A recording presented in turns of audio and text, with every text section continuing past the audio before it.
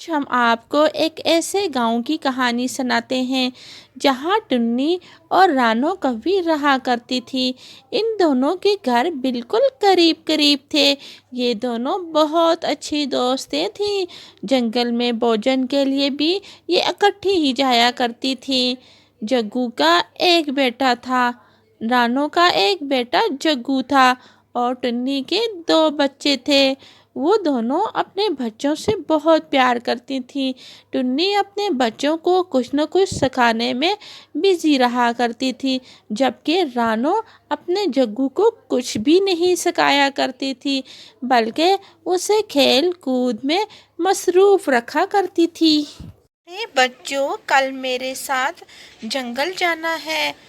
हम वहाँ से सूखी लकड़ियाँ और घास लेकर आएंगे और अपना घर बनाएंगे, ताकि तुम भी मेरे साथ जाओ और तुम लोगों को भी पता चले जंगल से लकड़ी कहाँ से तोड़ी जाती है और घास कहाँ से लाया जाता है।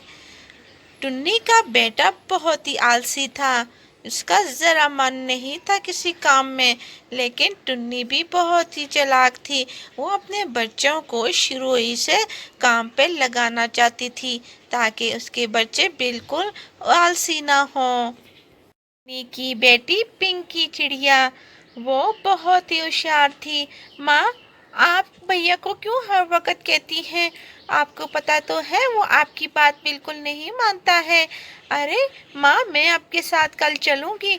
नहीं बेटा, आप दोनों चलेंगे, ताकि तुम लोगों को अपना घर बनाना भी आ जाए। अगर मैं अकेली ही बनाऊंगी तो फिर तुम लोगों को कौन सिखाएगा? टुन्नी अपने बच्चों को जिंदगी गुजारने के लिए रहने सहने के सलीके सिखा रही थी। वो अपने बच्चों को वो सब कुछ सिखा रही थी जो उनकी ज़िंदगी में उन्हें काम आए। इसी तरह छोटा मन्नू, अरे ये माँ हर वक्त मेरे पीछे लगी रहती है। अरे उस दुष्कालू कौवे के बेटा राजू देखो, हर वक्त खेलता रहता है और मुझे हर वक्त काम पे लगाया रहता है। टुन्नी अपने बच्चों को लेकर जंगल की तरफ रवाना हो जाती है। रास्ते में उसे रानो कौवी मिलती है। अरे रानो, चलो ना भोजन के लिए, और साथ में कालू कौवे को भी ले आओ, घर के लिए लकड़ियाँ भी ले आएगा। अरे टुन्नी, क्या कह रही हो? अभी तो मेरे जग्गू को खेलने की उम्र है, मैं उससे अभी काम नहीं करवा सकती।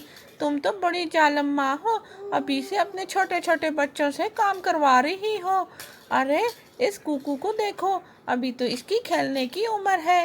कुकू जब ये सुनता है वो तो मुंह मोड़ के खड़ा हो जाता है। आंटी आंटी, आप बिल्कुल ठीक कह रही हैं, मम्मा मुझसे बहुत काम करवाती हैं। जानो, अगर हम अभी से इन्हें काम नहीं सिखाएंगे तो ये कब सीखेंगे? अभी से इनको ज़िंदगी गुजारने के सलीके तरीके सिखाने होंगे। अच्छा टुन्नी, चलो चलो, देर हो रही है, वापस आकर जग्गू को भोजन भी करवाना होता है। फिर टुन्नी अपने बच्चों के साथ वो जंगल के लिए लकड़ियाँ लेने चली जाती है और रानो का भी भोजन की तलाश के लिए जंगल की हुई थी। जंगल में बहुत तेज बारिश और आंधी शुरू हो चुकी थी। वो एक पेड़ के नीचे बैठी थी। एक दरख्त की टहनी टूटकर उन पर गिर जाती है और वो दोनों वहाँ पर ही मर जाती हैं। ये माजरा सारा वहाँ मिठू तोता भी देख रहा था। मिठू तोता आकर कहता है, अरे तुम दोनों तो बिल्कुल मर गई हो। अरे इनके घर वालों को जाकर बताना चाहिए। मिठू तोता वहाँ से चला जाता है ताकि इनके घर वालों को जाकर बता सकूं कि रानो और टुन्नी दोनों मर चुकी हैं। मिठू तोता छोटे पक्षियों को बताने के लिए जाता है।